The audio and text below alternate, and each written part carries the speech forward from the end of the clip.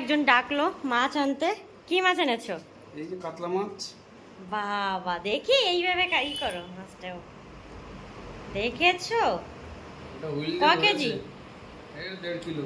কত করে কেজি? 200 টাকা করে। 1.5 কিলো 200 টাকা কেজি, তাহলে কত হলো? বাজারে হলো অনেক দাম হতো, এটা হুইল দিয়ে ধরে আনছে না পাড়ার ছেলেরা। চলো দেখি। ডাকলো একজন কি হুইল মানে বড়শি দিয়ে ধরে নিয়েছে। হ্যাঁ টিকিট নেই। যে তাদের বলা ছিল তো, এটা বেশি বড় না, 1.5 কিলো 200 টাকা করে কেজি। বাহ, চলো বটি নিই, ছাদে চলে যাই মাছটা কাটতে। তো ছাদে চলে এলাম, আর ছাদে যেহেতু রাত রাত হয়ে গিয়েছে, ছাদে আমাদের লাইটটা নেই। এত বড় মাছ তো আমি ভালো কাটতে পাই না, পিস করতে পাই না, ওর জন্য বাবাই কাটে। বড় মাছ হলে বাবাই কাটে। হ্যাঁ, এটা আসলে তো বানাতে হবে পেরেক দিয়া। অনেক বড় মাছ। এই মাছগুলো স্বাদই আলাদা। এগুলো চাষের মাছ না, তাই তো? না, এটা পুকুরের এগুলো হুইল দিয়ে, পুকুরের মাছ, হুইল দিয়ে ধরা মাছ। হুইল দিয়ে ধরেছে। টিকিটে ধরে না। তো আরো বলা হয়েছে বড় মাছ পেলে আমাদের ছিল খবর এর দিতে। থেকে বড় রুই মাছ, তা ওরা খাবে নিজেরা। রুই মাছ নিজেরা খাবে, কাতলাই ঠিক আছে। এটাও দিচ্ছিল না বল অঙ্কুর? কালকে সকাল তাহলে খবর দিয়েছে কেন? না, ও ভাবছে অন্য মাছ যদি নিয়ে এবার যাওয়ার পরে আমি যে কাতলার কথা বলছি বলে তাহলে নিয়ে যাও, আমরা তো আনি। আমরা সকালে এটা কালো জিরে আদা দিয়ে একটু লম্বা লম্বা করে মোটা মোটা আলু দিয়ে এটা ঝোল হবে পাতলা। মাথাতে যে ডাল খেতে হবে বুঝলা? মাথা দিয়ে ডাল হবে, মুগের ডাল। মুগের ডাল অনেক রয়ে গেছে মৎস্যতে। করো পিচ করো। মাথার যা সাইজ, কাটা মাটা তো কাটতে পারতেছি না। হ্যাঁ ধরাই মুশকিল। তাহলে বোঝো আমি কি করে কাটবো।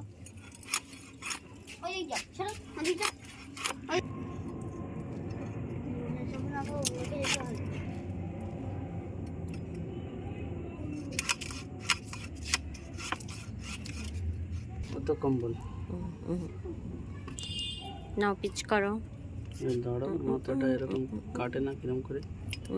বেশি ই করে কাটতে যাচ্ছে। এরকমই তো কাটে। কাটতে এত অসুবিধা হচ্ছে কি বলবো। যারা মাছ কাটিং করে তাদের কাছে তো অভ্যাস হয়ে গিয়েছে, আর আমাদের ভীষণ অসুবিধা হচ্ছে, ধরতেই পারছে না, বারবার পড়ে যাচ্ছে এত বড়। আর মাথার কি সাইজ! তো কেটে কাটতে তো হবেই, একদম দোকানের মতন কাটিং। ওয়াও, বুঝেছো? এটা ক্যামেরা হয়তো মনে হচ্ছে ছোট, কিন্তু অনেক বড়। ও এর পেটি যা লাগবে না।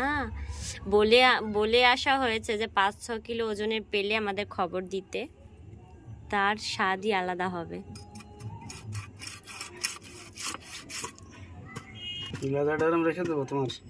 আমার অত বড় লেজা লাগবে না ভাই, অত বড় মাছ একে তো মাছ অতটা পছন্দ না।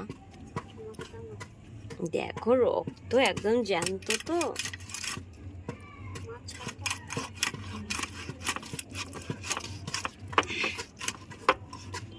আমার স্বাদে মানে প্রেগনেন্সির সময় যে স্বাদটা হয়, আমার স্বাদের মাথাটা খেয়ে নিয়েছিল